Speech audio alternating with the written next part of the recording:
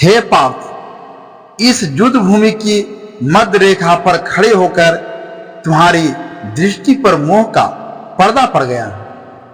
अर्ध सत्य तो तुम देख रहे हो कि यह तुम्हारे अपने हैं, परंतु यह अर्ध सत्य तुम्हें नहीं दिखाई दे रहा कि यह कौरव जो तुम्हारे अपने हैं वो इस युद्ध भूमि में तुम्हें अपने गले लगाने नहीं आए हैं, बल्कि तुम्हारे खून से होली खेलने आए हैं। यह सब जिन्हें तुम अपना कह रहे हो, यह कौरव एक बात निश्चित रूप से जानते हैं कि यदि उन्हें इस युद्ध में विजय प्राप्त करनी है तो उस महापराक्रमी को अपने रास्ते से हटाना होगा जिसका नाम अर्जुन है।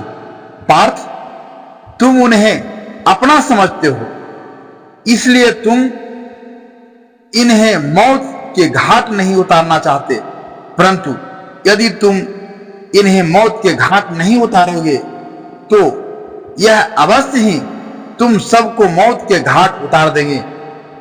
हे मधुसूदन, यदि वे मुझे मारना चाहते हैं तो मार दे, मुझे इसकी कोई चिंता नहीं, परंतु मैं अपनों को ही मारकर पाप कैसे कर सकता हूं? यदि वो लोग लोभ से भ्रष्ट चित होकर अपने ही कुल के नाश से होने वाले दोष और पापों को नहीं देख सकते तो क्या हुआ? परंतु तुम तो इस युद्ध के फलस्वरूप होने वाले विनाश और विनाश से उत्पन्न दोषों को देख सकते हैं, उस पर विचार कर सकते हैं। हे केशव, तुम तो जानते हो कि कुल धर्म नाश होने से सनातन कुल धर्म का नाश हो जाता है और धर्म के नाश हो जाने से संपूर्ण कुल में पाप उसी प्रकार फैल जाता है जैसे कोई प्राणघातक रोग मनुष्य के शरीर में फैल जाता है और उस फैले हुए पाप के कारण उस कुल की स्त्रियां दूषित हो जाती हैं और स्त्रियों के दूषित हो जाने से वर्ण संकर संतान उत्पन्न होती हैं और वर्ण संकर के पाप के कारण सारा कुल नरक का अधिकारी बन जाता है। इतना ही नहीं, उनके पितरों को भी अधोगति प्राप्त होती है।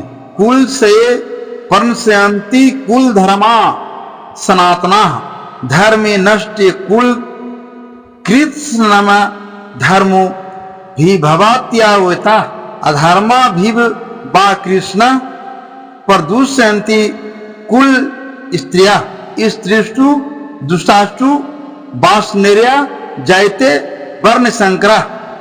ये सब जानते हुए भी मैं युद्ध करूं, यह कैसे हो सकता है?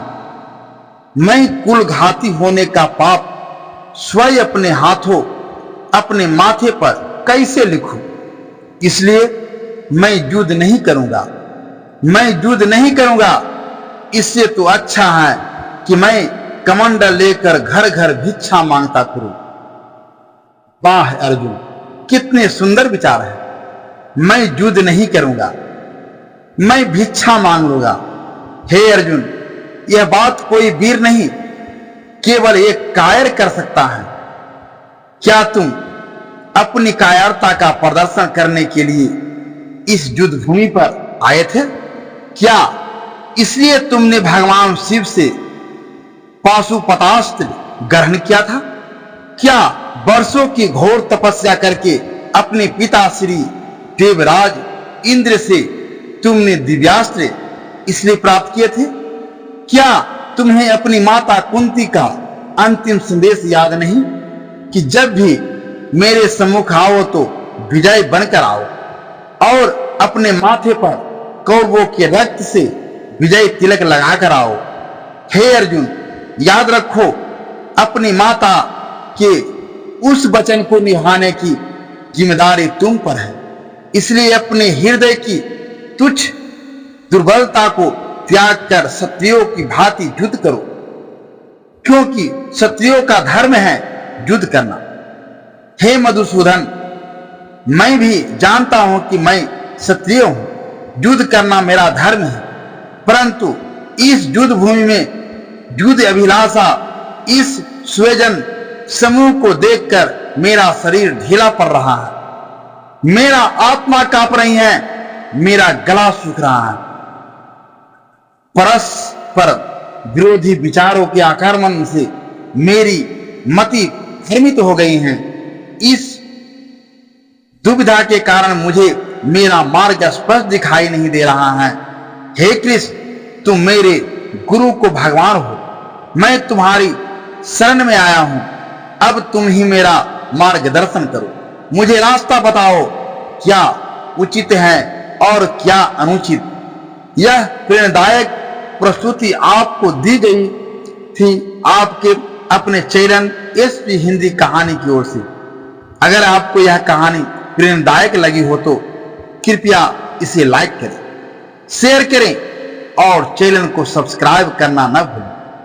हम हर दिन आपके लिए ऐसी ही गहराई से भरी हुई कथाएं और जीवन दर्शन लाते रहेंगे। फिर मिलेंगे एक नई कहानी के साथ। धन्यवाद।